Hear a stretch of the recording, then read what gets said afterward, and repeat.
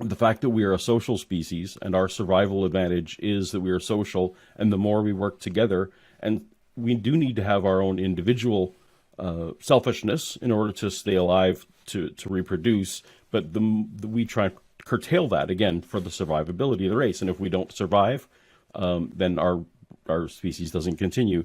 That is enough of a reason to say, hey, you know what? We're going to look at someone who's strong and altruistic. That is going to be a hero, because that meets both of our survival needs. They are strong. They might be a good provider. They can help protect us. But also that person, gives himself, not necessarily gives their life, although they might. Frank gives some good examples in the book of people in real life who've given their lives. That doesn't need a grounding beyond the survivability and the other things. So I know that in a nutshell, it's a kind of social kind of evolution, really, that drives our admiration for those kinds of figures, heroic figures who right. self-sacrificial And I figures. think the cross-cultural nature of it tells us that this is part of our survivability. This is part of our biology, not just the cultural context, because these archetypes tend to flow across cultures and time. So again, that's the undeniable part where we start to speculate as to why this is the case. So. Frank, quick response before we go to our first break. Yeah, I this is the interesting part of the conversation for me, because I want to know the grounding of morality. If there is no God, then how can we say that, say, the Allies were right and the Nazis were wrong? If the Allies are trying to protect their population and the Nazis are trying to protect their population, how do we adjudicate between those two? If the atheistic worldview is right and there is no purpose to life, then how can we say that it is the Allies who are right because they have the more noble purpose and the Nazis are wrong because they don't?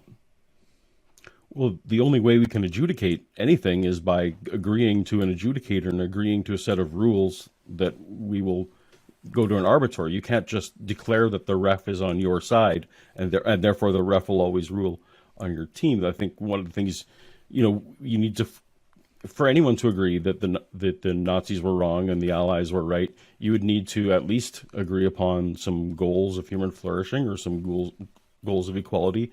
And you've talked about this before. You know that goals can get you to a certain, explain, epistemologically how we get there. The question is, do we need anything beyond that for this God? What does the God bring you other than the idea that this is a tiebreaker who's on my side all the time? Like, that doesn't mean anything really. Right. I'm not talking about the epistemological issue, Paul. I'm talking about the ontological issue. Let's suppose Hitler had won World War II and convinced everybody that murdering Jews, homosexuals, gypsies, and Jehovah's Witnesses was a good thing. Would it be a good thing? If you had a majority saying, yeah, this is a good thing. Well, that depends on how you define good, obviously. And you might, again, if the people who lived in such a world no longer agreed that persecution and these kind of things were wrong, then they wouldn't. And that means they would be abandoning some of their biology. They'd be abandoning the idea of empathy. They'd be abandoning the idea of preservation as a species, which seems the reason why we feel like it's instinctive that would be the case is because it's built into our biology. I guess you and I just disagree. I don't think we need anything beyond the natural to have the ontological step. I understand you do, but I just don't see it. And I would love to be, to help to show why that's even necessary.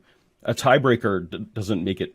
The fact that we would need a tiebreaker doesn't make it necessary. I'm not really talking about a tiebreaker. I'm talking about what is the good. If it's just my opinion or your opinion or Hitler's opinion or Churchill's opinion, then it's just subjective. Is there an objective standard of good beyond humanity? It seems if there isn't, it's just one person's opinion against another.